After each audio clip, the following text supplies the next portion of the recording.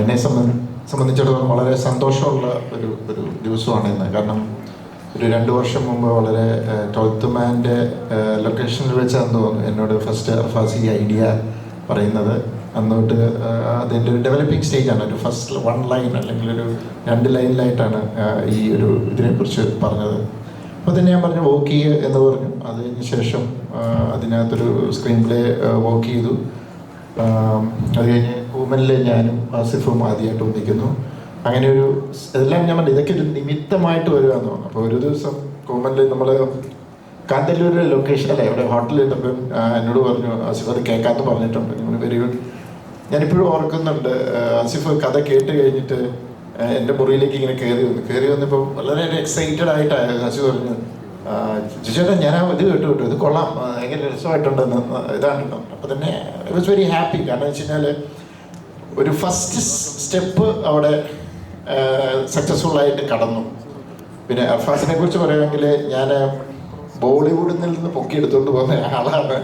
ഞാൻ ബോഡി എന്ന് പറയുന്ന സിനിമ ചെയ്യാനായിട്ട് ചെന്നപ്പം അങ്ങനെ അവിടെ എൻ്റെ കൂടെ അസോസിയേറ്റ് ചെയ്ത് അങ്ങനെ അദ്ദേഹത്തിൻ്റെ ഫാദറെ അതിനു മുമ്പ് എനിക്കറിയാം. പക്ഷെ അന്നേരം എന്നെ എൻ്റെ കൂടെ വർക്ക് ചെയ്യുന്ന സമയത്തൊന്നും ഫാദറിൻ്റെ പേര് പുള്ളി ഒരിടത്തും ഫാദറിൻ്റെ പേര് പറയത്തില്ല. അത് കഴിഞ്ഞാൽ തന്നെ ഞാനിത് അറിഞ്ഞത്. അത് കഴിഞ്ഞ് എൻ്റെ കൂടെ ഇങ്ങനെ ഞാൻ ബോളിവുഡിൽ നിന്ന് നേരെ എടുത്ത് ബോളിവുഡിലേക്ക് കൊണ്ടുവന്നു. പിന്നെ ത്രൂ ഔട്ട് എൻ്റെ കൂടെ ഉണ്ടായിരുന്നു. ഇപ്പോഴും ഈ പറഞ്ഞ പോലെ എൻ്റെ പല പടങ്ങൾക്കും അസോസിയേറ്റ് ചെയ്യുന്നുണ്ട്. അപ്പം അങ്ങനെ അർഫാസിനെ സംബന്ധിച്ചിടത്തോളം അല്ലെങ്കിൽ ഓരോ ഫിലിം മേക്കറിനെ സംബന്ധിച്ചിടത്തോളം വലിയൊരു ഡ്രീം കം ട്രൂ ആണ്. പിന്നെ ഞാൻ ഫിലിം കണ്ടു, വളരെ നന്നായിട്ട് അത് ചെയ്തിട്ടുണ്ട്. It's A very different thriller. ഒരു ടിപ്പിക്കൽ ത്രില്ലറായിട്ട് ഉള്ള ഒരു സിനിമയല്ല. അത് നിങ്ങൾക്ക് സിനിമ തിയേറ്ററിൽ കാണുമ്പോൾ മനസ്സിലാവും. ഡെഫിനറ്റ്ലി എല്ലാവരും ഇത് തിയേറ്ററിൽ തന്നെ വന്ന് കാണണം, എൻജോയ് ചെയ്യണം. ഒരു ഡിഫറെൻറ്റ് എക്സ്പീരിയൻസ് നിങ്ങൾക്ക് തരും. അതുകൊണ്ട് please watch it on theatres. ജിത്തുചേട്ടൻ പറഞ്ഞ പോലെ ഈ സിനിമയുടെ സ്ക്രിപ്റ്റ് എൻ്റെ അടുത്ത് അർഫാസ് പറയുന്നത് ഞങ്ങൾ കൂമൻ ഷൂട്ട് ചെയ്യുന്ന സമയത്താണ്. കൂമൻ ഷൂട്ട് ചെയ്യുമ്പോൾ ത്രൂ ഔട്ട് എനിക്ക് അർഫാസിനെ ഞാൻ നോട്ടീസ് ചെയ്യുന്നുണ്ടായിരുന്നു. കാര്യം ജിത്തു സാർ എന്ത് ചിന്തിക്കുന്നു എന്നുള്ളത് ഒരു സെക്കൻഡ് മുന്നേ അർഫാസ് മനസ്സിലാക്കി അർഫാസ് അത് റെക്ടിഫൈ ചെയ്യും എന്നുള്ളത് ഒരു വൈസ് ക്യാപ്റ്റൻ എന്ന നിലയിൽ അർഫാസ് ഭയങ്കര സക്സസ്ഫുൾ ആയിരുന്നു. പിന്നെ ആ സിനിമയുടെ ത്രൂ ഔട്ട് ഷൂട്ടിങ്ങിൽ ഒരു അസോസിയേറ്റ് ഡയറക്ടർ എങ്ങനെ നിൽക്കണം എന്നുള്ളതിനൊരു വലിയ എക്സാമ്പിളായിട്ടാണ് എനിക്ക് അർഫാസിനെ ഫീൽ ചെയ്തത്. അപ്പം ഞാൻ അർഫാസിനോട് നല്ല ഒരു സിനിമ നമുക്ക് ചെയ്യണ്ടേ എന്ന് ചോദിക്കാൻ തുടങ്ങുന്നതിന് 1 മിനിറ്റ് മുന്നെയാണ് അർഫാസ് എൻ്റെ അടുത്ത് ഇങ്ങോട്ട് ചോദിക്കുന്നത് ഞാനൊരു സ്ക്രിപ്റ്റ് പറഞ്ഞാൽ കേൾക്കുമോ എന്ന്. അപ്പോൾ ഞാൻ പറഞ്ഞു അർഫാസ് ഞാനിത് അങ്ങോട്ട് ചോദിക്കാൻ നിൽക്കുമായിരുന്നു എന്ന് പറഞ്ഞു. അങ്ങനെ അർഫാസിൻ്റെ അടുത്ത് ഇപ്പം ജിത്തുചേട്ടൻ പറഞ്ഞ പോലെ ബോളിവുഡ് ഹിസ്റ്ററിയൊക്കെ എനിക്കറിയാം. ഇടയ്ക്കിടയ്ക്ക് സംസാരിക്കുമ്പോൾ ഹിന്ദി കയറി വരും. അപ്പം മൊത്തം ലൊക്കേഷനിൽ ഒരു ബോളിവുഡ് ബിൽഡപ്പ് ഉണ്ടായിരുന്നു. പക്ഷെ നല്ല ടെക്നീഷ്യനാണ്, നല്ല പണിക്കാരനാണ് എന്നൊക്കെ അറിയാവുന്നത് കൊണ്ടും അർഫാസിൻ്റെ ഒരു മൊത്തത്തിലുള്ള സ്റ്റൈലും ഒക്കെ വെച്ചിട്ട് ഞാനൊരു റോം കോം കഥയായിരിക്കും, ഒരു റൊമാൻറ്റിക് കോമഡി ആയിരിക്കും അർഫാസ് എന്നോട് പറയാൻ പോകുന്നത് എന്നുള്ളൊരു മുൻവിധിയിലാണ് ഞാൻ കഥ കേൾക്കാനിരുന്നത്. പക്ഷെ എന്നെ ഞെട്ടിച്ചുകൊണ്ട് അർഫാസ് പറഞ്ഞു തുടങ്ങിയത് ഒരു ത്രില്ലറായിരുന്നു. അത് വളരെ ഒരു വേഗായിട്ടുള്ള ഐഡിയ അങ്ങനെയൊന്നുമല്ല. അർഫാസ് വളരെ ക്ലാരിറ്റിയിലാണ് എന്നോട് ഈ കഥ പറയുന്നത്. ഏകദേശം 1 മണിക്കൂർ ഒറ്റ ശ്വാസത്തിൽ ഒരു സംശയവും ഇല്ലാതെ, അല്ലെങ്കിൽ സോറി ഞാനത് പറയാൻ വിട്ടുപോയി, അങ്ങനെ ഒന്നും ഇല്ലാതെ ഒരു സീൻ ഓർഡറിലാണ് അർഫാസ് എൻ്റെ അടുത്ത് കഥ പറയുന്നത്. അത് പറഞ്ഞു കഴിഞ്ഞിട്ട് ഈ ക്യാരക്ടേഴ്സിൻ്റെ 3 ക്യാരക്ടേഴ്സാണ് ഇതിൽ മെയിനായിട്ട് നിൽക്കുന്നത്. അമല ചെയ്യുന്ന ക്യാരക്ടറും ഷർഫു ചെയ്യുന്ന ക്യാരക്ടറും. ഇവരുടെ ക്യാരക്ടർ ഹിസ്റ്ററി, ബാക്ക്ഡ്രോപ്സ്, ഇവരിങ്ങനെ പെരുമാറാനുള്ള കാരണം എന്ന് വേണ്ട ഞാൻ എന്ത് സംശയമാണോ ചോദിക്കാൻ സാധ്യതയുള്ളത് അത് മുഴുവൻ അർഫാസ് എനിക്ക് പറഞ്ഞു തന്നു. അപ്പോഴും ഞാൻ എക്സൈറ്റ്മെൻ്റ് ഒന്നും മനസ്സിൽ വെച്ച് നേരെ ജിത്തുചേട്ടൻ്റെ അടുത്ത് പറഞ്ഞു ചേട്ടാ എനിക്ക് ഭയങ്കര വർക്കായി, നമുക്കിത് പിടിക്കാം എന്ന് പറഞ്ഞ് പിന്നെ അങ്ങോട്ടുള്ള ഓരോ സ്റ്റെപ്സും എന്നെ എക്സൈറ്റ് ചെയ്യിപ്പിക്കുന്ന രീതിയിലായിരുന്നു അർഫാസിൻ്റെ എൻ്റെ അടുത്തുള്ള ഓരോ മീറ്റിംഗ്. അപ്പോൾ അങ്ങനെ വന്ന് ഞങ്ങളിത് ഷൂട്ട് ചെയ്യുമ്പോൾ ആദ്യം ഷൂട്ട് ചെയ്യാൻ പ്ലാൻ ചെയ്തത് ഒരു ഭയങ്കര ഡെസേർട്ടഡ് ആയിട്ടുള്ള ഒരു സ്ഥലം വേണമെന്നായിരുന്നു. അപ്പോൾ മൊത്തത്തിൽ ഈ സിനിമയുടെ ഒരു നെറേറ്റീവിലും മേക്കിങ്ങിലും അർഫാസിനൊരു പുതുമ ആഗ്രഹം ഉണ്ടായിരുന്നു. അപ്പോൾ അങ്ങനെ അതിൽ നിന്നാണ് ഇതിനൊരു പുതിയ ലൊക്കേഷൻ തന്നെ വേണം, അല്ലെങ്കിൽ നമ്മൾ സ്ഥിരം കാണുന്ന മലയാള സിനിമയിലോ മേ ബി ഒരു സൗത്ത് ഇന്ത്യൻ സിനിമയിൽ നമ്മൾ കണ്ടിട്ടുള്ള ഒരു ഫ്ലേവർ മാറ്റി പിടിക്കണം എന്നുള്ളതിലാണ് ഈ സിനിമ ട്യുണീഷ്യ വരെ എത്തുന്നത്. റാമിൻ്റെ ലൊക്കേഷൻ റഹിക്ക് ഇവർ പോകുന്ന സമയത്ത് കണ്ടൊരു ലൊക്കേഷൻ അർഫാസിൻ്റെ മനസ്സിലുണ്ടായിരുന്നു. അങ്ങനെ അത് കമ്മ്യൂണിക്കേറ്റ് ചെയ്ത് നമ്മൾ അവിടെ ഷൂട്ടിങ്ങിനെത്തി. ഒരുപാട് ലിമിറ്റേഷൻസിൽ നിന്നാണ് ഈ സിനിമ ഷൂട്ട് ചെയ്യുന്നത്. കാര്യം ഇത് ഞങ്ങൾ ഷൂട്ട് ചെയ്ത ലൊക്കേഷൻ എന്ന് പറഞ്ഞാൽ നമുക്ക് മെയിൻ റോഡിൽ നിന്ന് ഏകദേശം 1 കിലോമീറ്ററോളം 1.5 കിലോമീറ്ററോളം ഞങ്ങളുണ്ടാക്കിയ റോട്ടിൽ കൂടെ വേണം ഇതിൻ്റെ ലൊക്കേഷനിൽ എത്താൻ. അപ്പം ഇതുപോലെ ലൈറ്റ്സും എക്യുപ്മെൻറ്റ്സും ഒക്കെ എത്തിക്കാനുള്ളൊരു ബുദ്ധിമുട്ടുണ്ടായിരുന്നു. പക്ഷെ അതിനെല്ലാം ഓവർകം ചെയ്യാൻ ഒരു പെർഫെക്റ്റ് ടീം ഈ സിനിമയ്ക്ക് ഉണ്ടായിരുന്നു. ഇതിൽ DOP അപ്പു പ്രഭാകറാണ് ചെയ്തിരിക്കുന്നത്. മലയാള സിനിമയിൽ ഇനി അറിയപ്പെടാൻ പോകുന്ന, അല്ലെങ്കിൽ മലയാള സിനിമയിൽ ഏറ്റവും തിരക്കുള്ള സിനിമാറ്റോഗ്രാഫേഴ്സിൽ ഒരാളാവാൻ പോകുന്ന ആളായിരിക്കും അപ്പു. അതുപോലെ JD ഇതിൻ്റെ സൗണ്ട് ചെയ്തിരിക്കുന്നവർ, ഇതിൻ്റെ ടെക്നിക്കൽ സൈഡ് മുതൽ ഇതിലെല്ലാവരും ഈ സിനിമയെ ഇഷ്ടപ്പെട്ട് ഇതൊരു നല്ല സിനിമയാക്കണം എന്ന ആഗ്രഹത്തോടെ വർക്ക് ചെയ്ത ആളുകളാണ്. ഒരു ചെറിയ ക്രൂ വെച്ചിട്ടാണ് ഈ സിനിമ ഷൂട്ട് കംപ്ലീറ്റ് ചെയ്തത്. അത് ജിത്തു ചേട്ടനെ പോലെ ഒരു ആളുടെ ഗൈഡൻസിൽ ഈ സിനിമ റിലീസാവുന്നു. അപ്പോൾ എനിക്ക് ഒരുപാട് പ്രതീക്ഷയുള്ളൊരു സിനിമ കൂടിയാണിത്. അപ്പോൾ ഇതിൻ്റെ ട്രെയിലറും ഒക്കെ കണ്ടു കഴിയുമ്പോൾ ആളുകൾക്ക്, നിങ്ങൾക്ക് എല്ലാവർക്കും ഇതിൻ്റെ ഒരു മൂഡ് മനസ്സിലായിട്ടുണ്ടാവുമെന്ന് ഞാൻ വിചാരിക്കുന്നു. ഇതൊരു തിയേറ്റർ ഫൺ എൻ്റർടൈനർ എന്നൊന്നും പറയുന്നില്ല, നല്ലൊരു സിനിമയായിരിക്കും ഇത് എന്നുള്ളതിൻ്റെ അകത്ത് എനിക്കൊരു സംശയമില്ല. ബാക്കി കണ്ടിട്ട് നിങ്ങളാണ് തീരുമാനിക്കേണ്ടത്. Thank you. Good evening everyone. Thank you for being here. I think main highlight points ഇവരെല്ലാവരും പറഞ്ഞു കഴിഞ്ഞു. ഞാനും എൻ്റെ പ്രോജക്റ്റിലേക്കുള്ള entries through Jithu sir. Jithu സാറിൻ്റെ അടുത്ത് എനിക്കൊരു കോൾ വന്നിട്ടാണ് ഞാൻ അർഫാസിനെ മീറ്റ് ചെയ്യുന്നത്. അപ്പോൾ തന്നെ ജിത്തു സാർ എനിക്ക് അർഫാസിനെ പറ്റി ഒരു നല്ലൊരു ഇൻട്രൊഡക്ഷൻ തന്നിരുന്നു. So and being a huge Jeethu sir movie fan, ഞാൻ അത്രയും എക്സൈറ്റഡ് ആയിട്ട് തന്നെയാണ് ഞാൻ അർഫാസിനെ മീറ്റ് ചെയ്തത്. I was really looking forward to that narration. And story കേട്ടപ്പോൾ തന്നെ ഇതിലേക്ക് എന്നെ അട്രാക്ട് ചെയ്ത, അല്ലെങ്കിൽ എനിക്ക് ചെയ്യാനായിട്ട് ഒത്തിരി എക്സൈറ്റ് ചെയ്ത ഫാക്ടർ ഇതിൻ്റെ സ്റ്റോറി ആൻഡ് സ്ക്രീൻ പ്ലേ ആണ്. ഈ മെയിൻ ലൈക്ക് ഈ ഫിലിം എങ്ങനെയാണെന്ന് വെച്ചാൽ നമ്മൾ യൂഷ്വലി ഒരുപാട് ക്യാരക്ടേഴ്സ് ഉള്ള ഫിലിംസ് ഉണ്ടാവാറുണ്ട്. ബട്ട് ദിസ് ഫിലിം മെയിൻലി ഈ 3 ക്യാരക്ടേഴ്സാണ് ഇത് ഡ്രൈവ് ചെയ്യുന്നത്. ആൻഡ് അവരുടെ ഇടയിലുള്ള ഒരു ഡ്രാമ, അവരുടെ ഇടയിലുള്ള ഒരു ജേർണിയാണ് ഇതിനെ മുന്നോട്ട് കൊണ്ടുപോകുന്നത്. സോ അങ്ങനെ ഒരുപാട് യുണീക്കായിട്ടുള്ള ട്യൂണീഷ്യയിലുള്ള ഷൂട്ടിങ് ആൻഡ് ഇതിൻ്റെ മേക്കിങ്സ്, ഒരുപാട് യുണീക്ക് ഫാക്ടേഴ്സ് ഉള്ള ഫിലിമാണിത്. ആൻഡ് ഇതെല്ലാം comes in a thriller genre that makes it more engaging for the audience to watch.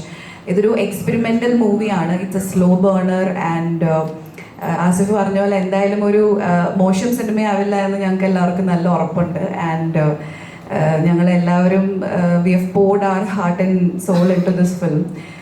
Like he said, ടുണീഷ്യയിൽ ഞങ്ങൾ ഷൂട്ട് ചെയ്തപ്പോൾ ഒരുപാട് ലിമിറ്റേഷൻസ് ഉണ്ടായിരുന്നു. ക്രൂ മെമ്പേഴ്സ് വളരെ ലിമിറ്റഡ് ആയിരുന്നു. എന്നാലും ഞങ്ങൾക്ക് ഇതൊരു ക്രിയേറ്റീവ് എക്സ്പെരിമെൻ്റ് ആയിരുന്നു ഈ പ്രോജക്റ്റ്. ഒരു തിയേറ്ററൊക്കെ ചെയ്യുന്ന പോലെ ലൈവ് സൗണ്ട് ആയിരുന്നു. ഒരുപാട് റിഹേഴ്സലൊക്കെ ചെയ്തിട്ട് ചില സമയത്ത് നമ്മൾ ചില പ്രോജക്ട്സ് ചെയ്യുമ്പോൾ നമ്മൾ ക്രിയേറ്റീവ്ലി ഒത്തിരി സാറ്റിസ്ഫൈഡ് ആവും. അങ്ങനത്തെ ഒരു ഫിലിമാണിത്.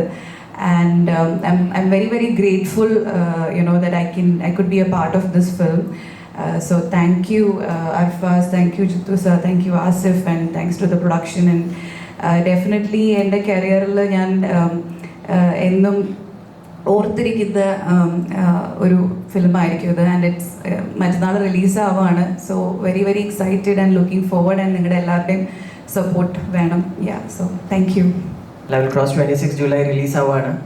അപ്പോൾ നിങ്ങളെല്ലാവരും പോയി കാണണം. Thank you. അദ്ദേഹം പ്രസന്റ് ചെയ്യാന്ന് പറയുമ്പോൾ അതേപോലെ തന്നെ മലയാളം എക്സ്പെക്ട് ചെയ്യും. എന്തൊക്കെയാണ് ചിത്രത്തിൽ എന്തൊക്കെ സസ്പെൻസ് ആണ് ഒളിപ്പിച്ചിരിക്കുന്നത്? പ്രേക്ഷകരെ തൃപ്തിപ്പെടുത്താൻ പറ്റുന്ന സസ്പെൻസ് അതിനകത്ത് ഒളിപ്പിച്ച് വെച്ചിട്ടുണ്ടോ? അപ്പോൾ നിങ്ങൾ കണ്ടിട്ട് പറയാം. ജീതു സാറിൻ്റെ പേര് അസോസിയേറ്റഡ് ആകുമ്പോൾ ഒബ്വിയസ്ലി അതിലൊരു എക്സ്പെക്ടേഷൻ ഉണ്ട്. അതുകൊണ്ട് തന്നെ it will help to attract the audience. At the same time അതൊരു റെസ്പോൺസിബിലിറ്റി കൂടെയാണ്. സാറിൻ്റെ പേര് മോശമാക്കാണ്ട് നമ്മൾ സിനിമ ചെയ്യണമല്ലോ. So I feel we as a team have done justice to it. ബാക്കി നിങ്ങൾ കണ്ടിട്ട് തീരുമാനിക്കുക. നമ്മളിപ്പോൾ ഇവിടെ പറയുന്നത് വിഷ്വല്, ഒരു ലൊക്കേഷൻ, സിനിമയ്ക്ക് അങ്ങനെ പ്രത്യേകിച്ച് റൂൾസും ഒന്നുമില്ല. നമ്മൾ എൻഗേജിങ് ആയിരിക്കുക എന്നുള്ളത്. 2 പേരേ ഉള്ളൊരു ആ 2 പേര് അത് വെൽ സ്ക്രിപ്റ്റഡ് ആണ്, വെൽ പെർഫോംഡ് ആണെങ്കിൽ ആ സിനിമ നിൽക്കും. എൻ്റർടൈൻ ചെയ്യുക എന്നുള്ളതാണ്. ഇവിടെ എത്രയോ 100 ആർട്ടിസ്റ്റ് നിന്ന് അഭിനയിച്ച പടമൊക്കെ ഇവിടെ തിയേറ്ററിൽ കൂടെ സർവൈവ് ചെയ്യാതെ പോയിട്ടുണ്ട്. സോ അതല്ല എനിക്ക് ഇതിനകത്ത് ഏറ്റവും അട്രാക്ഷൻ തോന്നിയത്, അല്ലെങ്കിൽ എനിക്ക് ഏറ്റവും ഇഷ്ടപ്പെട്ടത്, അർഫാസ് എന്നോട് വന്ന് ഈ കഥ പറഞ്ഞപ്പോൾ ഞാൻ അർഫാസ് അങ്ങനെ ചിന്തിച്ചല്ലോ എന്നുള്ള. ആസ് എ ഫിലിം മേക്കർ സാധാരണ ആൾക്കാർ ചിന്തിക്കുന്നതിൽ നിന്ന് വിഭിന്നമായി ചിന്തിച്ചു എന്ന് കരുതി അർഫാസ് ഇപ്പോൾ പറയുന്ന ലോകത്തിൽ ഇന്നവരെ ആരും പറയാത്ത കാര്യമൊന്നുമില്ല. കാരണം ഞാൻ പണ്ട് ഞാൻ സിനിമയിലേക്ക് വരാൻ ആഗ്രഹിച്ചിരുന്ന സമയത്ത് ശേഖർ കപൂർ, ഞാനൊരു ഒത്തിരി ഇൻ്റർവ്യൂ പറഞ്ഞിട്ടുണ്ട്, മഹേഷ് ഭട്ട് ശേഖർ കപൂർ ഇൻ്റർവ്യൂവിലും മഹേഷ് ഭട്ട് ശേഖർ കപൂറിനോട് ചോദിക്കുന്നുണ്ട്, ബഡ്ഡിങ് ഡയറക്ടേഴ്സിന് എന്തെങ്കിലും മെസ്സേജ് കൊടുക്കാനുണ്ടോ എന്ന് ചോദിച്ചു. അദ്ദേഹം പറഞ്ഞു, if you want to be a good director go against the rules of the industry എന്നാണ്. അപ്പോൾ ഇവിടെ എല്ലാവരും ഒരേ പാറ്റേൺ, ഒരേ ഇത് എങ്ങനെയും ചെയ്യും, അങ്ങനെ ചിന്തിക്കുമ്പോൾ അർഫാസ് വന്ന് എന്നോട്, അർഫാസ് പല കഥകൾ പറഞ്ഞിട്ടുണ്ട്, അത് പലതും ബാക്കിയൊക്കെ നല്ലത് തന്നെയാണ്, പക്ഷേ ഇത് എനിക്ക് ഭയങ്കരമായിട്ട് സ്ട്രൈക്ക് ചെയ്തു. കാരണം ഇറ്റ്സ് എ ഡിഫറെൻറ്റ് ഫിലിം. അത് എനിക്ക് അതുകൊണ്ട് തന്നെയാണ് ഞാനിങ്ങനെ ഭയങ്കരമായിട്ട് സപ്പോർട്ട് ചെയ്തത്. കാരണം മലയാളത്തിന് ഇന്ന് എനിക്ക് തോന്നുന്നത് ഇന്ത്യയിൽ ഏറ്റവും കൂടുതൽ ഇങ്ങനെയുള്ള ഡിഫറെൻറ്റ് സിനിമകൾ ചെയ്യാനും അത് ആസ്വദിക്കാനും കഴിവുള്ള ഒരു ഗ്രൂപ്പാണ് നമ്മൾ കേരള മലയാളികൾ എന്ന് പറയുന്നത്. അതുകൊണ്ട് തന്നെയാണ് ഞാൻ ധൈര്യമായിട്ട് ഇരുന്നത്. And it's A very interesting film. അത് നിങ്ങൾ സിനിമ കാണുമ്പോൾ നിങ്ങൾക്കത് മനസ്സിലാവും. അപ്പോൾ അതിനകത്ത് വിഷ്വലും മാത്രമല്ല, അദ്ദേഹത്തിൻ്റെ സ്ക്രിപ്റ്റിംഗ് ഉണ്ട്, എഴുത്തുണ്ട്, ഇവരുടെ പെർഫോമൻസ് ഉണ്ട്, അതിലാണ് സിനിമ നിൽക്കുന്നത്. അപ്പോൾ ഓഫ് കോഴ്സ് ഫോട്ടോഗ്രാഫി ഉണ്ട്, ബാക്കി എല്ലാ ഘടകങ്ങളും ഉണ്ട്. അപ്പം അത് നിങ്ങൾക്ക് സിനിമ കാണുമ്പോൾ മനസ്സിലാവും. ആസിഫ് ഖാൻ, ഈ അപ്പോഴത്തേക്ക് ശേഷം ഏറ്റവും അധികം ഫിസിക്കലി ഡിമാൻഡിങ് ആയിട്ടുള്ള സിനിമയാണോ ഇപ്പോൾ ചെയ്തിട്ടുള്ളത്? ആൻഡ് ഇതിലെ മേക്കപ്പ് അല്ലെങ്കിൽ അതിന് വെച്ചിട്ടുള്ള കോസ്റ്റ്യൂംസ്, ലുക്സ്, 2 ലുക്ക് ഉണ്ടെന്നൊക്കെ ട്രെയിലർ കണ്ടപ്പോഴാണ് മനസ്സിലായത്. എത്രത്തോളം ഫിസിക്കലി ഡിമാൻഡിങ് ആയിരുന്നു ലെവൽ ക്രോസ്? ഫിസിക്കലി ഡിമാൻഡിങ് എന്ന് പറയുമ്പോൾ എനിക്ക് എൻ്റെ ഒരു മേജർ കൺസേൺ അങ്ങനെ ഒരു ക്യാരക്ടറിലേക്ക് എത്തുമ്പോൾ, ആ ഒരു അപ്പിയറൻസിലേക്ക് എത്തുമ്പോൾ അതൊരു ഫാൻസി ഡ്രസ്സ് ആവരുത് എന്നുള്ളൊരു ആഗ്രഹം ഉണ്ടായിരുന്നു. കാര്യം ആ സ്ക്രിപ്റ്റ് ഡിമാൻഡ് ചെയ്യുന്ന, അല്ലെങ്കിൽ ആ ക്യാരക്ടർ ഡിമാൻഡ് ചെയ്യുന്ന ഒരു ലുക്ക് അതൊട്ടും ഈ ഏജ് കെട്ടി വെച്ച ഒരു ഫീൽ ഇല്ലാതെ കുറച്ച് റിയൽ ആയിരിക്കണം, ഒറിജിനൽ ആയിരിക്കണം എന്നൊരു ആഗ്രഹം ഉണ്ടായിരുന്നു. അപ്പം അതിന് വേണ്ടിയിട്ട് 3-4 ഗെറ്റപ്സ് നമ്മൾ ഫൈനൽ ചെയ്തിരുന്നു. കുറച്ചധികം കോസ്റ്റ്യൂംസ് ട്രയൽ ചെയ്തിരുന്നു. അപ്പോൾ ആ ഗെറ്റപ്പിലാണ് നമ്മൾ ഈ പറയുന്ന രീതിയിലേക്ക് ക്യാരക്ടർ നറേഷനിലേക്ക് മീറ്റ് ചെയ്യുന്ന ഏറ്റവും അടുത്തുള്ളൊരു ഗെറ്റപ്പായിട്ട് തോന്നിയതായിരുന്നു. അപ്പം അതിനോട്, ആ ക്യാരക്ടറിനോട് ജസ്റ്റിഫൈ ചെയ്യുന്ന ഞങ്ങളെ കൊണ്ട് പോസിബിൾ ആയിട്ടുള്ളൊരു പിന്നെ ചാലഞ്ച് എന്ന് പറയുമ്പോൾ അതിൽ ഏറ്റവും വലിയ ചലഞ്ച് അത് തന്നെയായിരുന്നു. നമ്മൾ ഈ വേഷം കെട്ടുകയും പെർഫോം ചെയ്യുന്ന സമയത്ത് ക്യാരക്ടർ ലൂസ് ആവുകയും ചെയ്യുമ്പോഴാണ് അത് ഫാൻസി ഡ്രസ് ആവുക. അപ്പം അത് ആവാതിരിക്കാൻ മാക്സിമം ട്രൈ ചെയ്തിട്ടുണ്ട്. അത് ഇനി പ്രേക്ഷകരാണ് പറയേണ്ടത്. മലയാളത്തിൽ ഓരോ സിനിമ ചെയ്യാൻ വേണ്ടിയിട്ട് അമലപ്പോഴുള്ള ഒരു കാരണങ്ങളുണ്ടായിരുന്നു. ഇപ്പോൾ ഉദാഹരണത്തിന് ഒരു ഇന്ത്യൻ പ്രണയകഥ ചെയ്യുന്ന സമയത്ത് ഇതിൽ ഇന്നസെന്റ് ഉണ്ടോ എന്നുള്ളതാണ് സത്യനന്ദി കണ്ണനോട് ചോദിക്കുന്നത്. അതുപോലെ ലാലേട്ടൻ്റെ കൂടെയുള്ള സിനിമകൾ ചെയ്യുമ്പോൾ അദ്ദേഹത്തിനോടൊപ്പം ചെയ്യാം, അല്ലെങ്കിൽ ജോഷി സാറിന്റെ ഡയറക്ഷനിൽ അഭിനയിക്കാം. ലെവൽ ക്രോസിന്റെ ഏറ്റവും വലിയ അങ്ങനത്തെ ഒരു കഥയല്ലാതെ ഇഷ്ടപ്പെടുത്തിയത് എന്താണ്? സത്യേട്ടനോട് ഞാൻ ഒരു ഇന്ത്യൻ പ്രണയകഥയിൽ ഇന്നസെന്റ് ഉണ്ടോ എന്ന് ചോദിക്കാൻ കാരണം എന്നാലേ ഞാൻ സിനിമ ചെയ്യുള്ളൂ എന്നുള്ളതല്ല. ഞാൻ ഇന്നസെന്റ് ഭയങ്കര വലിയ ഫാനാണ്. പിന്നെ സത്യേട്ട ഫിലിമിലുള്ള ഒരു കോമൺ ഫാക്ടർ ആണല്ലോ, അപ്പം ആ ഒരു എക്സൈറ്റ്മെന്റിലാണ്. പിന്നെ റൺ ബേബി റൺ ആണെങ്കിലും അതിന്റെ story, Lalettan, Joshiy sir, it's a combo. അതൊക്കെ ഒരു വലിയൊരു ബ്ലെസ്സിങ്സ് ആയിട്ടാണ് ഞാൻ കാണുന്നത്. ആക്ച്വലി ഞാൻ ചൂസ് ആൻഡ് പിക്ക് ചെയ്ത ഫിലിംസ് അല്ല, എന്നിലേക്ക് വന്ന ഫിലിംസ് ആണിത്. അതുപോലെ തന്നെ ഈ പ്രോജക്റ്റ് വന്നപ്പോഴും ഞാൻ പറഞ്ഞല്ലോ, ജിത്തു സാർ വിളിക്കുന്നു എന്നെ. പിന്നെ ഞാൻ സ്റ്റോറി കേട്ടു. ആൻഡ് ഇതിൻ്റെ actors Asif and Sharafudheen, technically strong ആയിട്ടുള്ളൊരു ക്രൂ. ആൻഡ് മെയിൻലി എനിക്ക് ഇതിൻ്റെ സ്റ്റോറി, ആൻഡ് എനിക്ക് ആസ് എ ഡയറക്ടർ അർഫാസ് എനിക്കത് നറേറ്റ് ചെയ്തതും അർഫാസിൻ്റെ ഒരു വിഷൻ, അർഫാസിൻ്റെ ക്ലാരിറ്റി, എന്നെ അതെല്ലാമാണ് കൺവിൻസ് ചെയ്തത്. So overall it was a good project to be a part of എന്ന് തോന്നി. എനിക്കൊരു നല്ലൊരു ഇൻറ്റ്യൂഷൻ ഉണ്ടായിരുന്നു, ഒരു കൺവിക്ഷൻ ഉണ്ടായിരുന്നു, ഇത് എന്തായാലും വർക്ക്ഔട്ട് ആവും. ബിക്കോസ് എല്ലാ ഡിപ്പാർട്ട്മെന്റ്സിലും ഇത് അത്രയും തന്നെ ഈ പടം അർഫാസ് എങ്ങനെയാണോ കാണുന്നത് അതേ വിഷൻ തന്നെയുള്ള ആക്ടേഴ്സും ടെക്നീഷ്യൻസും തന്നെയാണ് ഇതിൻ്റെ കൂടെ ഉള്ളത്. സോ അത് നന്നായിട്ട് വരും എന്നുള്ളൊരു കോൺഫിഡൻസും ഉണ്ടായിരുന്നു.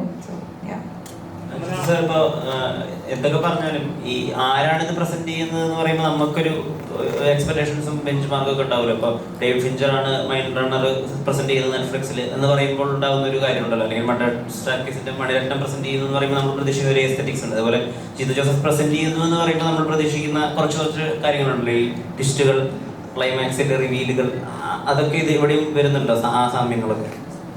നിങ്ങളോട് എനിക്കൊരു റിക്വസ്റ്റ് ഉണ്ട്, എങ്ങനെയെങ്കിലും ബെഞ്ച് മാർക്ക് ഒന്ന് ഒഴിവാക്കി തരാമോ? കാരണം ഈ ബെഞ്ച് മാർക്ക് കാരണം ജീവിക്കാൻ പറ്റില്ല. കാരണം ബേസിക്കലി എന്താ പറയുക, ഞാൻ കുറച്ച് സിനിമകൾ ചെയ്തു, അതിനകത്ത് കുറച്ച് ത്രില്ലേഴ്സ് ആയിരുന്നു. ഞാൻ ഹ്യൂമർ ചെയ്തിട്ടുണ്ട്, ഫാമിലി ഡ്രാമ ചെയ്തിട്ടുണ്ട്, ക്വാർട്ടർ റൂം ഡ്രാമ ഒക്കെ ചെയ്തിട്ടുണ്ട്. ബെഞ്ച് മാർക്കിൻ്റെ ഒരു ഇതെന്താണെന്ന് എനിക്ക് ഇപ്പോഴും മനസ്സിലായിട്ടില്ല. എൻ്റെ പ്രോബ്ലം അതാണ്. അപ്പം ദൃശ്യം ഇറങ്ങി കഴിഞ്ഞപ്പോൾ തൊട്ട് ഏത് സിനിമ വന്നാലും ദൃശ്യം പോലെ ആയാലും ഞാൻ പറഞ്ഞ വേറെ ദൃശ്യം 1 ഉം 2 തമ്മിൽ കമ്പയർ ചെയ്ത് എനിക്ക് മനസ്സിലാക്കാം. അപ്പം എനിക്കതിപ്പോഴും കൺഫ്യൂസ്ഡ് ആകുക. അതുകൊണ്ട് ഞാൻ ദയവ് പറയാം, എൻ്റെ ബെഞ്ച് മാർക്കും ലെവൽ ക്രോസും തമ്മിൽ കണക്ട് ചെയ്യണ്ട. ലെവൽ ക്രോസ് എന്ന് പറയുന്നത് it's A different film, it's an interesting plot, ഒരു ഡിഫറെൻ്റ് ആയിട്ടുള്ള ഒരു സ്റ്റോറി, അതിനകത്ത് നന്നായിട്ട് പെർഫോം ചെയ്ത ഒരു നല്ല ക്യാരക്ടറൈസേഷൻസ് ഉണ്ട് അതിനകത്ത്. അപ്പം അതൊരു പുതിയ ഫിലിം മേക്കറുടെ ഒരു തോട്ടാണ്, അതിനെ നിങ്ങൾ സപ്പോർട്ട് ചെയ്യാം. അല്ലാതെ നിങ്ങളിത് ഈ സിനിമ ജിത്തു ജോസഫിൻ്റെ യൂഷ്വൽ ട്വിസ്റ്റ് അങ്ങനെ അത് പ്രത്യേകിച്ച് വരണ്ടേ. ഇതൊരു ഡിഫറെൻ്റ്, ഒരു വ്യത്യസ്തമായ ഒരു സിനിമ, ഒരു നല്ലൊരു സിനിമ കാണുക എന്നുള്ള രീതിയിൽ വരിക. അല്ലാതെ ഇതിനകത്ത് ഭയങ്കരമായ ട്വിസ്റ്റ് ഉണ്ട്, അല്ലെ ഭയങ്കരമായ ഹ്യൂമർ ഉണ്ട്, അങ്ങനത്തെ ഒന്നുമില്ല. ഇതൊരു ഡിഫറെൻറ്റ്, അതേ ഒരു വ്യത്യസ്തമായൊരു സിനിമ എന്ന് കരുതി ഒരു കാര്യം ഞാൻ പറയുന്നത് ലോകത്തിൽ ഇന്ന് ഒരു അനുഷ്ഠിച്ച് എന്നൊന്നും അവകാശപ്പെടുന്നില്ല. പക്ഷെ വേറൊരു എക്സ്പീരിയൻസ് ആയിരിക്കും സിനിമ എന്നാണ് എൻ്റെ വിശ്വാസം. ഞാൻ എന്ത് വരാത്തെന്ന് ഓർത്തുകൊണ്ടിരിക്കുകയായിരുന്നു.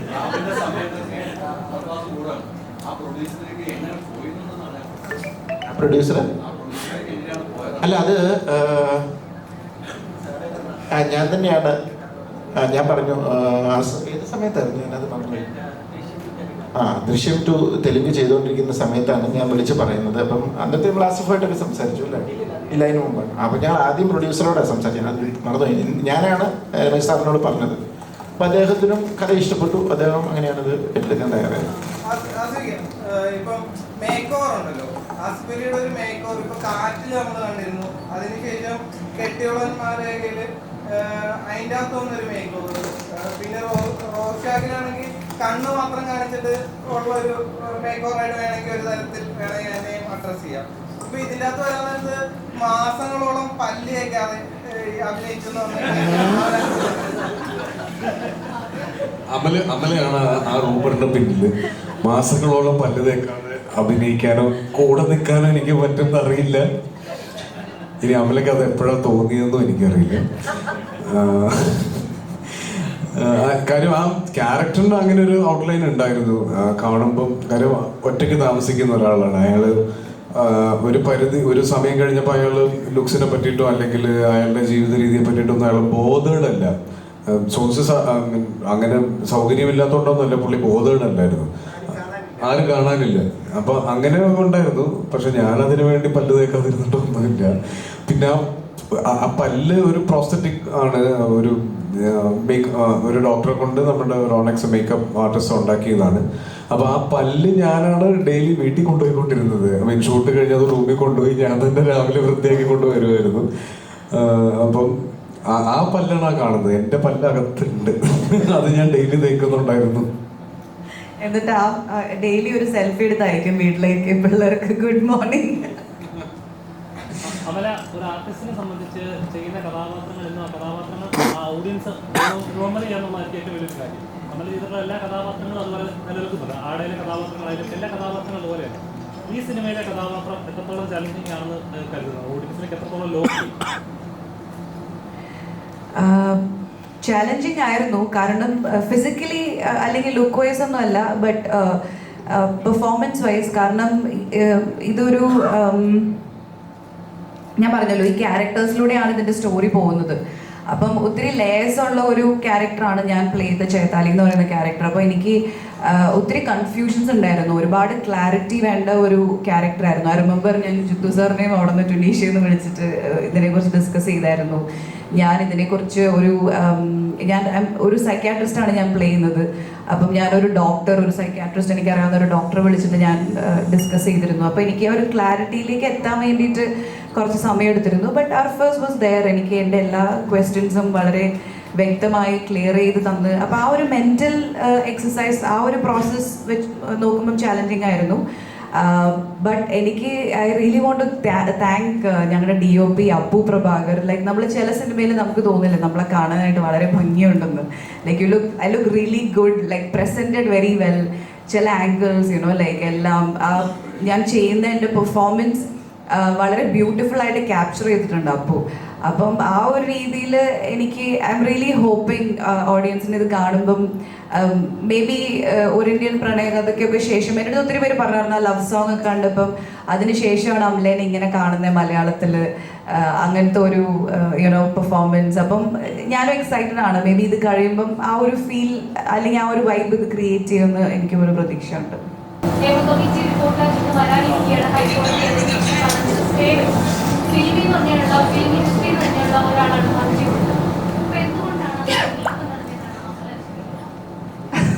എനിക്ക് ഒരു ഐഡിയ ഇല്ലാത്ത കാര്യമാണിത്, സോറി. ഞാൻ but I think level cross, let's stick to that. അതെന്തുകൊണ്ട് എന്നോട് തന്നെ ചോദിക്കാൻ കാരണം? ഓക്കെ സോറി, ഞാൻ അതിനെക്കുറിച്ച് അവെയർ അല്ല. I am sorry. I think ഞാൻ അതിനെക്കുറിച്ച് പഠിച്ചിട്ട് പറയുന്നതായിരിക്കും നല്ലത്.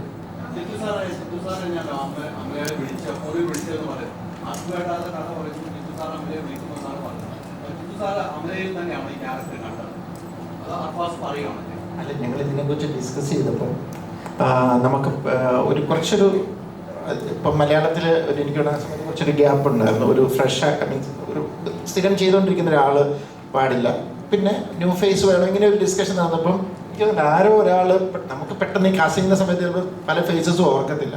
അങ്ങനെ ഇരുന്നപ്പോൾ ആരോ ഒരാൾ അവിടെ ഇരുന്ന് അമ്പലപ്പോൾ പെട്ടെന്ന് എല്ലാവരും പറഞ്ഞു ഷീസ് ഗുഡ്, കറക്റ്റ്, ഇതിനകത്ത് മാച്ച് ചെയ്യുന്നുണ്ട് ഈ ക്യാരക്ടർ എന്ന് പറഞ്ഞു. ഇതൊരു ഗ്രൂപ്പ് ഡിസ്കഷനിൽ നിന്ന് പെട്ടെന്ന് ആ പേര് പോപ്പപ്പ് ചെയ്ത് വന്നപ്പോൾ ഞങ്ങളൊക്കെ എടുത്ത ഡിസിഷനാണ്. അപ്പോൾ തന്നെ ഞാൻ പറഞ്ഞു എനിക്ക് അവനെ അറിയാം, ഞാൻ വിളിക്കാൻ, ഞാൻ സംസാരിക്കാമെന്ന് പറഞ്ഞ് ഞാൻ ഇമ്മീഡിയറ്റ് വിളിക്കുകയായിരുന്നു.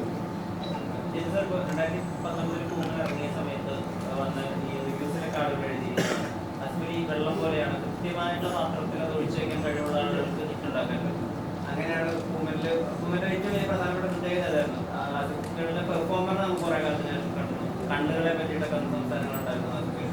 അപ്പൊ ഞാൻ ചോദിക്കുമ്പോൾ ഓരോ പടം കഴിയുമ്പോഴും സാറിന് ഓരോ ആക്ടേഴ്സ് ഇന്നെ ഏറ്റവും പറ്റി നന്നാണെന്ന് പറയുമ്പോൾ നാരായണൻ പേര് പറയും, അല്ലെങ്കിൽ കമലഹാസൻ സാർ ഒരു ഇൻസ്റ്റിറ്റ്യൂഷൻ പോലെയാണെന്ന് പറയും. രാജുവേട്ടനെ പറ്റി എന്ന് പറഞ്ഞാൽ എല്ലാ മേഖലയെ പറ്റി ധാരണയുള്ള ഒരാൾ എന്നതാണ്. അതിനോട് ഒരു പടത്തിൽ ഫ്ലോട്ട് നോക്കി മറ്റൊരു പടം പ്രൊഡ്യൂസറായി നിൽക്കുകയും ചെയ്തല്ലോ, അദ്ദേഹത്തെ പറ്റി എന്താ പറയാ? Is A daring actor. അതായത് വേറെ പലരും ചെയ്യാൻ മടിക്കുന്നത് ചെയ്യാൻ തയ്യാറാകുന്ന ഒരു ആക്ടറാണ്. ഞാനത് പറയാം, ഞാനിന്നിപ്പം ബോളിവുഡിലും ഒക്കെ ഞാൻ പോയി പല സബ്ജക്റ്റ് ഡിസ്കഷനും കാര്യങ്ങളും പ്രൊജക്റ്റുകളും ഉണ്ട്. Majority of the actors are insecure. അങ്ങനെയാണോ ക്യാരക്ടർ, ഇങ്ങനെയാണോ ക്യാരക്ടർ, അങ്ങനെയാണ് ഇത്, അങ്ങനെ ഒരു പ്രശ്നം ആസിഫിനില്ല. ചേട്ടാ എനിക്ക് എന്തെങ്കിലും ചെയ്യാനുണ്ടോ, അതെന്തായാലും ക്യാരക്ടർ എന്തായാലും. അതാണ് ആസിഫിൻ്റെ പ്രത്യേകത. And is basically is A talented actor. അതുകൊണ്ടാണല്ലോ ഇൻഡസ്ട്രിയിൽ ഇപ്പോഴും നിൽക്കുന്നത്. പക്ഷെ അതിനേക്കാളും ഈസ് എ ഡെയറിങ് ആക്ടർ. ഇപ്പം ഉയരെ എന്ന് പറയുന്ന സിനിമ ഞാനൊരു കൂമൻ്റെ കഥയൊക്കെ വന്നപ്പോൾ ഞാൻ പറഞ്ഞു, ഞാൻ പറഞ്ഞു എനിക്ക് ഭയങ്കരമായിട്ട് എനിക്ക് ബഹുമാനവും സ്നേഹവും തോന്നി. കാരണം ആസിഫ് ആ ക്യാരക്ടർ ചെയ്തതാണ്.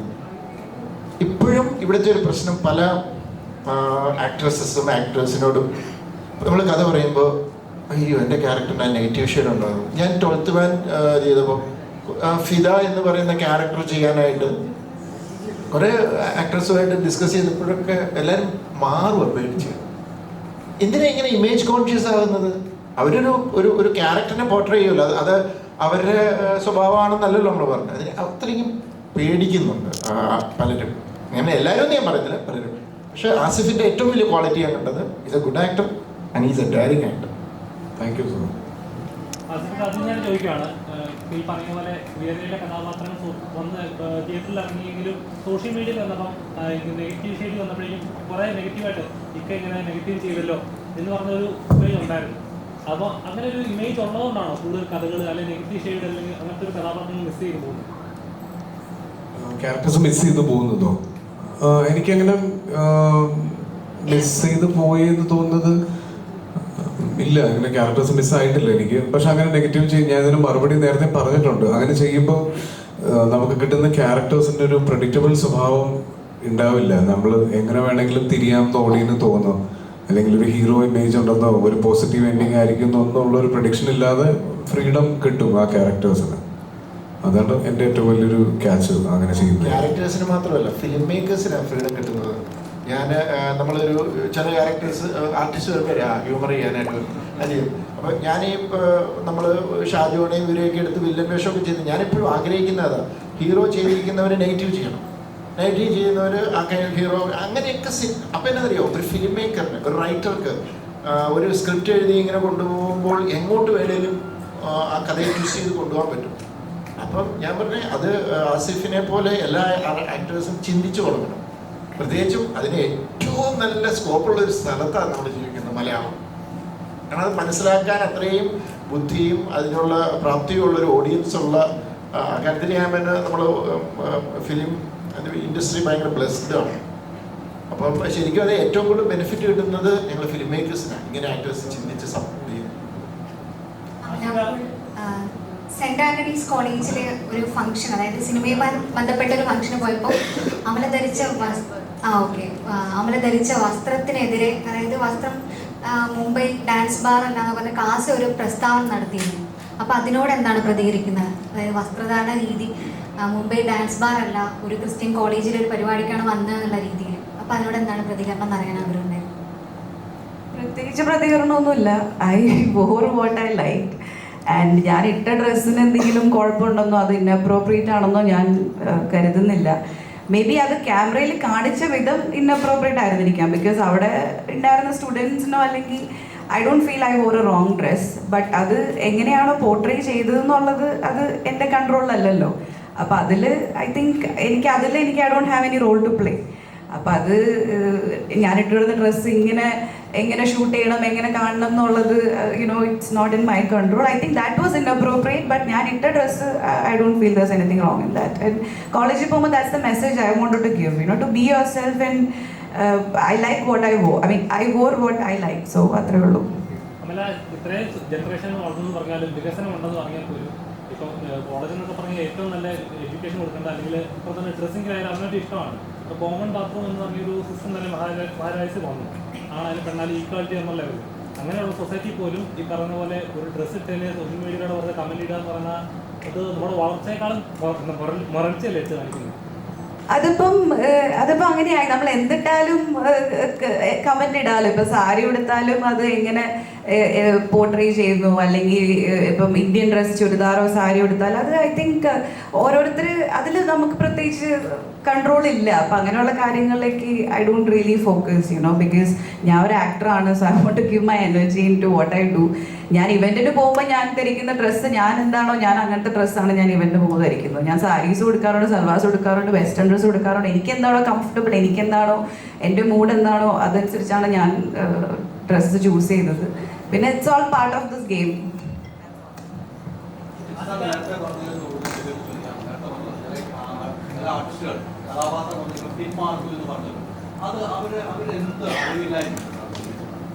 അത് ബേസിക്കലി അവർ ഇമേജ് കോൺഷ്യസ് ആയതുകൊണ്ടാണ്. അതുപോലെ തന്നെ ഈ ചില എനിക്ക് തോന്നുന്നത് കൂടുതലും ആക്ട്രസസ് ആണെന്ന് തോന്നുന്നു, ഞാനിങ്ങനെ ചിരിക്കുകയോ അല്ലെങ്കിൽ ഇങ്ങനെ ചെയ്യുമ്പോൾ എൻ്റെ മുഖം ഇങ്ങനെ ആയിപ്പോവോ. ശരിക്കും അങ്ങനെയൊക്കെ പോയി കഴിഞ്ഞാൽ നമ്മൾ ഒത്തിരി നമ്മളെ തന്നെ കൺട്രോൾ ചെയ്യുന്ന പോലെയാവും. അപ്പോൾ ഇമേജ് കോൺഷ്യസ് ആണ് ഇതെല്ലാം. ഇപ്പോൾ ഈ പറഞ്ഞ പോലെ കുറച്ച് പേര് എഴുതുമായിരിക്കും നെഗറ്റീവ് ക്യാരക്ടർ ചെയ്തല്ലോ അങ്ങനെ. പക്ഷേ ഇപ്പോൾ ഉയരയിൽ അങ്ങനത്തെ ഒരു ക്യാരക്ടർ ചെയ്തു, അത് കഴിഞ്ഞ് ആസിഫിന് എന്തെങ്കിലും സംഭവിച്ചോ? ആസിഫ് മുകളിലേക്ക് ഞാൻ ഗ്രാഫ് വളരുകയോ ചെയ്തത് ആസ് ആൻ ആക്ടർ. അത് മനസ്സിലാക്കി കുറച്ച് പേര് അവിടെ ഇവിടെയൊക്കെ എല്ലാ സൊസൈറ്റിയിലും എല്ലാ കാര്യത്തിനും കുറച്ച് വേറെ രീതിയിൽ ചിന്തിക്കാൻ ആൾക്കാരുണ്ട്. ഇപ്പോൾ ഈ പറഞ്ഞ ഡ്രസ്സിൻ്റെ കാര്യം സൊസൈറ്റി ഇമ്പ്രൂവ് ചെയ്യുന്നുണ്ട്. സോഷ്യൽ മീഡിയ ഉള്ളതുകൊണ്ട് ചിലപ്പോൾ ഒരു 10 പേര് അവിടെ ഇവിടെ ഇരുന്ന് എഴുതുമായിരിക്കും. അതിൻ്റെ അർത്ഥം സൊസൈറ്റി താഴേക്ക് പോകുന്നല്ല, സൊസൈറ്റി ഇമ്പ്രൂവ് ചെയ്ത് തന്നെ പോകുന്നത്. അതിപ്പോൾ 100 കൊല്ലം കഴിഞ്ഞാലും കുറച്ച് പേര് കാണും. എപ്പോഴും ഉണ്ട്, 100 പേരുണ്ടെങ്കിൽ 100 സ്വഭാവക്കാരാണ്, അത്രയേ ഉള്ളൂ. അപ്പോൾ അത് എന്താ പറയുക, ഞാൻ ബേസിക്കലി ഈ ക്വസ്റ്റ്യനിലേക്ക് വരികയാണെങ്കിൽ ഇമേജ് കോൺഷ്യസ് ആണ്. ഞാനിപ്പോൾ ഇങ്ങനെ ചെയ്ത് കഴിഞ്ഞ് പുറത്തേക്ക് ഇറങ്ങുമ്പോൾ ആൾക്കാരെങ്ങനെ എടുക്കും, ചിലപ്പോൾ കുറച്ച് പേര് അത് എടുക്കും, മനസ്സിലാക്കാവുന്നവർക്ക് അത് മനസ്സിലാവും, അത്രേ ഉള്ളൂ. അത് നോക്കരുത്. ആ ഇമേജ് കോൺഷ്യസ് ആകാതെ ആർട്ടിസ്റ്റ് വന്ന് നല്ല രീതിയിൽ പെർഫോം ചെയ്യുന്ന ഒരു ഇത് ആയി വരുന്നുണ്ട്. ഇപ്പം എനിക്ക് വേണേൽ കുറേ പുതിയ ജനറേഷൻ വരുന്ന പിള്ളേരൊക്കെ കുറച്ച് തയ്യാറാവുന്നുണ്ട്. പക്ഷെ ചിലർക്കൊരു ഇപ്പോഴും ഒരു മടിയുണ്ട്. മാറ്റിയാൽ അവർക്ക് നല്ലത്.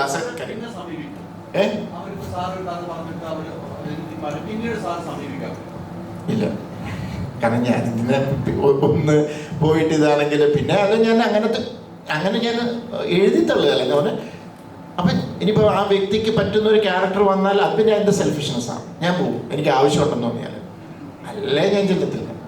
കാരണം നമ്മളൊരു ഐറ്റമായിട്ട് ചെല്ലുവാണ്. അപ്പം അവർ നോക്കേണ്ടതിൻ്റെ പെർഫോം ചെയ്യാനുള്ള സാധ്യതയെക്കുറിച്ചാണ്.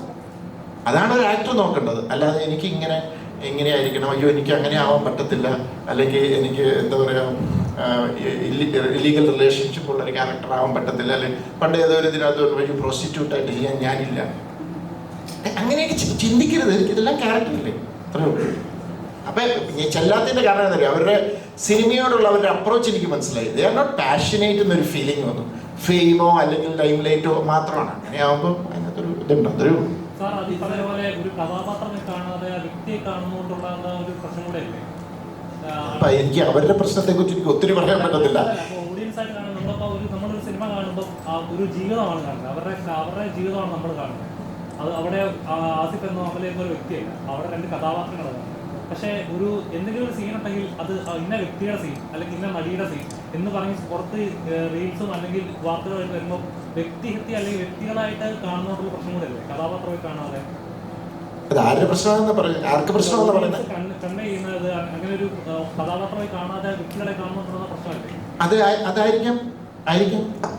അത് അങ്ങനെ കാണുന്ന ഓഡിയൻസിന്റെ കാര്യമല്ലേ പറഞ്ഞത്. ഇപ്പം നമുക്കൊന്നും ചെയ്യാൻ പറ്റത്തില്ലോ. അതേപോലെ അങ്ങനെയുള്ള ആൾക്കാരുണ്ട്, അല്ലാതെ അതിനെ പോസിറ്റീവായിട്ട് എടുക്കുന്ന ആൾക്കാരുണ്ട്. കോളേജ് ഫസ്റ്റ് ഇയർ ആയിരുന്നവർ കോളേജ് കഴിഞ്ഞു. ജിത്തു സാർ തന്നെ അതിനിടയ്ക്ക് ലാലേട്ടനെ വെച്ചൊരു പടം ചെയ്തു, തെലുങ്കിൽ ദൃശ്യത്തിന്റെ റീമേക്ക് ചെയ്തു. ഒരുപാടായി. എപ്പോഴാണ് റാം ഇറങ്ങി? ഞാൻ ദയവേത് നിങ്ങളോട് ഒരു കാര്യം പറയാം.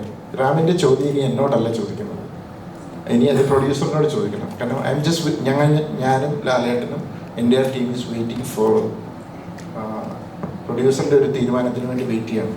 അപ്പം അദ്ദേഹത്തോട് ചോദിക്കുക, കാരണം ഞങ്ങൾ റെഡിയാണ്. അത്രേ എനിക്ക് പറയാൻ പറ്റും.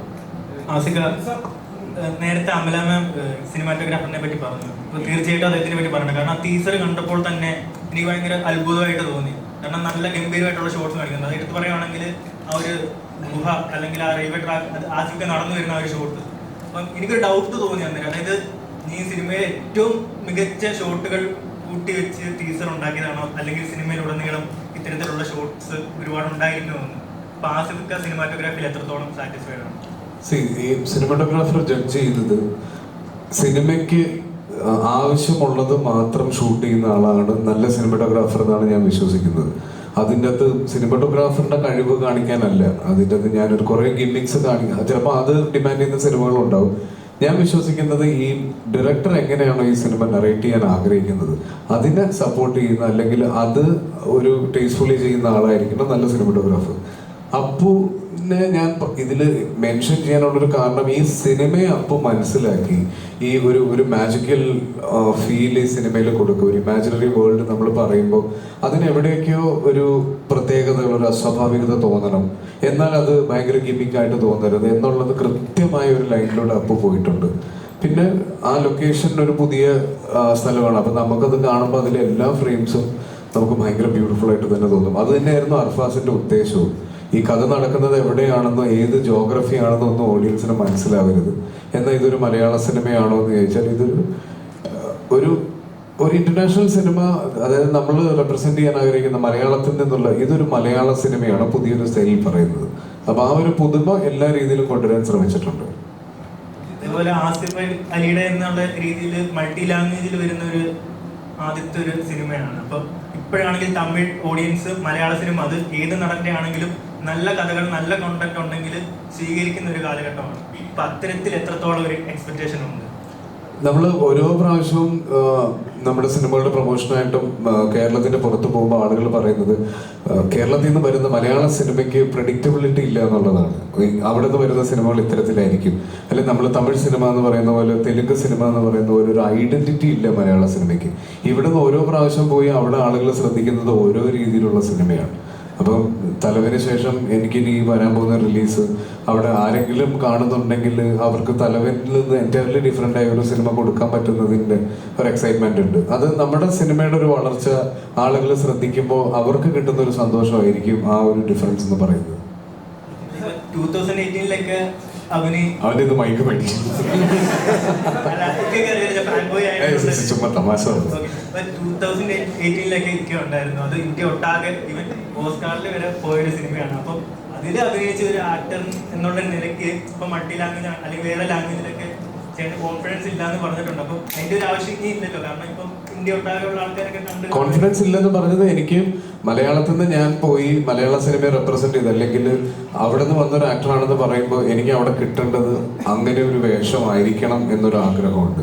പിന്നെ എൻ്റെ ഒരു സിനിമ കണ്ട് എൻ്റെ ഒരു ക്യാരക്ടർ കണ്ട് അവിടെ നിന്ന് ആളുകൾ മനസ്സിലാക്കിയതിന് ശേഷമായിരിക്കണം അവിടെ പോകണം എന്നുള്ളതുകൊണ്ട് ഈ വിളികളൊക്കെ വന്ന സമയത്ത് അതിനേക്കാൾ നല്ല മലയാള സിനിമ എനിക്ക് ഇവിടെ കിട്ടുന്നുണ്ടായിരുന്നു. അതുകൊണ്ടാണ് പോകാതിരുന്നത്. എല്ലാ സിനിമകളിൽ തന്നെ ഓരോ മെയിൻ കഥാപാത്രത്തിൽ മെമ്മറീസ് പൃഥ്വിരാജിന്റെ ആയാലും കുമല കഥാപാത്രത്തെ ആയാലും ദൃശ്യത്തിലെ ആൽബിന്റെ ആയാലും എല്ലാ കഥാപാത്രങ്ങളും പറഞ്ഞു പോകുന്ന ഒരു ഡെപ്ത് ആയിട്ടുള്ള കഥാപാത്രമാണ് നമുക്ക് കാണാൻ സാധിക്കുന്നത്. തിയേറ്ററിൽ നിന്ന് ഇറങ്ങിക്കഴിഞ്ഞാലും കഥകൾ വേറെ പറയാനുണ്ടെന്നുള്ള രീതി ദൃശ്യം 2 എടുക്കുമ്പോഴും ആ ഒരു ചിന്ത എൻ്റെ മനസ്സിൽ വന്നിരുന്നു.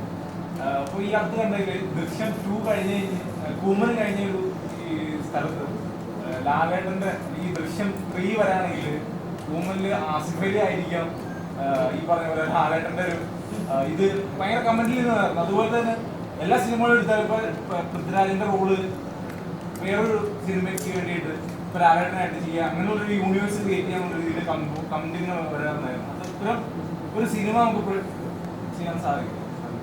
യൂണിവേഴ്സിൽ അങ്ങനെ അത് പ്രോബ്ലം ചെയ്യുന്നത് കാരണം ആ ഒരു ട്രെൻഡ് അല്ല. എൻ്റെ ഒരു കാര്യം ഞാൻ പറയാം. എൻ്റെ ഒരു ഇത് വെച്ചിട്ട് ഇപ്പോൾ ആരെങ്കിലും എന്തെങ്കിലുമൊക്കെ ചെയ്യുന്നുണ്ടാവും. ഇപ്പം ആ യൂണിവേഴ്സ് എന്നുള്ളൊരു പരിപാടി നടക്കുന്നുണ്ട്. അപ്പം ഞാനും ഒരു യൂണിവേഴ്സ് അടിച്ചേക്കാം എന്ന് പറഞ്ഞ് എൻ്റെ പ്രോബ്ലം വെച്ചാൽ ഞാനൊരു കഥയെ കിട്ടിക്കഴിഞ്ഞാൽ ആ കഥയെ അപ്രോച്ച് ചെയ്യണം. ഓക്കെ, ആ കഥ എങ്ങനെ പറയാം, എങ്ങനെ കുറച്ചൊന്ന് ഡിഫറെൻ്റ് ആക്കാം, അല്ലെങ്കിൽ എങ്ങനെ അതിനകത്ത് ഇമോഷൻസ് വർക്ക് ചെയ്തിട്ട് എന്ന് മാത്രമേ ഞാൻ ചിന്തിക്കാറുള്ളൂ. അതായത് ആ ക്യാരക്ടറോ ഈ ക്യാരക്ടറോട് എടുത്തിട്ട് ഇത് യൂണിവേഴ്സ് ആക്കി ഞാൻ അങ്ങനെ ചിന്തിക്കുന്നില്ല. അത് എൻ്റെ കുഴപ്പമായിരിക്കാം, എനിക്കറിയില്ല. എന്നോട് എൻ്റെ മോള് ചോദിച്ചു ഇത് ശരിക്കും ഇങ്ങനെ ഇതിലൊക്കെ വന്നപ്പം സാമലക്സ് മറ്റേ കൂബനിലെ ഇത് CBI നമ്മുടെ സേതുരാമയ്യർ ഇവര്. അപ്പം ഞാൻ പറഞ്ഞു അല്ല അത് എൻ്റെ ക്യാരക്ടർ അല്ല എങ്കിലും ഇങ്ങനെയൊക്കെ പറഞ്ഞു. ഞാൻ പറഞ്ഞു എനിക്ക് കിട്ടുന്നില്ല, എനിക്കങ്ങനെ ആലോചിക്കാൻ പറ്റുന്നില്ല. ഓരോ കഥയും ഞാനിങ്ങനെ ഇത് ചെയ്തു. ആ പാടെ ഒരു സെക്കൻഡ് പാർട്ട് ചെയ്തത് ദൃശ്യത്തിൻ്റെയാണ്. അതിങ്ങനെ കറക്റ്റ് ഒരു ഇത് വന്നപ്പോൾ ആ ക്യാരക്ടറിനെ ഞാൻ കണ്ടിന്യൂ ചെയ്തു. ഇനിയിപ്പോൾ നാളെ കൂമൻ ഒരു ഇതുണ്ടാവുമോ എനിക്കറിയില്ല. ചിലപ്പോൾ ഒരു നല്ല ഐഡിയ വന്നാൽ ചിലപ്പോൾ ഉണ്ടാവുമായിരിക്കും. അല്ലാതെ അവിടുന്ന് കൂമൻ്റെ ആ ക്യാരക്ടറിനെ എടുത്തു ഈ ക്യാരക്ടറിനെ എടുത്തു ഞാനിങ്ങനെ അങ്ങനെ ഒരു ഐഡിയ ഒന്നും പോകുന്നില്ല, അങ്ങനെയൊന്നും ഞാൻ ചിന്തിക്കുന്നില്ല. അതാണ് എൻ്റെ പ്രശ്നം.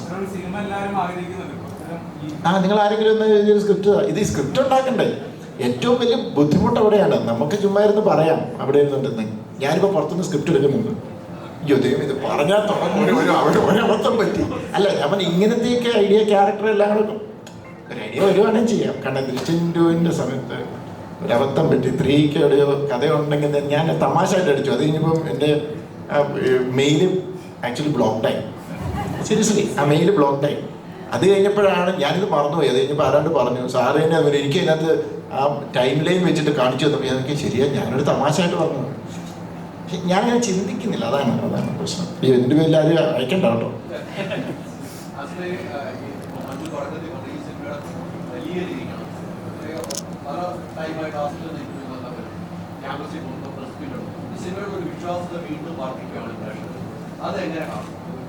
അല്ല നമ്മൾ ഏത് പ്രൊഡക്റ്റ് നമ്മൾ ഇൻട്രൊഡ്യൂസ് ചെയ്യുമ്പോഴും അതിൻ്റെ മാർക്കറ്റിങ്ങിന് അതിൻ്റെതായ എഫേർട്ട് എടുക്കണം എന്ന് വിശ്വസിക്കുന്ന ഒരാളാണ് ഞാൻ. എൻ്റെ സിനിമ ഏറ്റവും കൂടുതൽ ആളുകളിലേക്ക് റീച്ച് ചെയ്യണം, അല്ലെങ്കിൽ ആ സിനിമ കാണാനൊരു തോന്നൽ ഉണ്ടാക്കണം എന്നുള്ളത് നമ്മുടെ മാർക്കറ്റിങ്ങിൻ്റെ വലിയൊരു അത്യാവശ്യമുള്ളൊരു അതാണ് മാർക്കറ്റിംഗ് ഉദ്ദേശിക്കുന്നത്. അപ്പോൾ അത് എല്ലാ സിനിമയ്ക്കും ചെയ്യുന്നുണ്ട്. പ്രത്യേകിച്ച് ഇത്തരത്തിലുള്ളൊരു സിനിമ വരുമ്പോൾ നമ്മളൊരു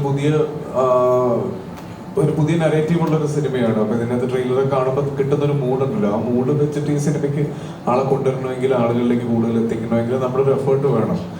പിന്നെ ഇൻഡസ്ട്രി വലുതാവുകയാണ്. ഒരുപാട് നല്ല സിനിമകൾ വരുന്നു.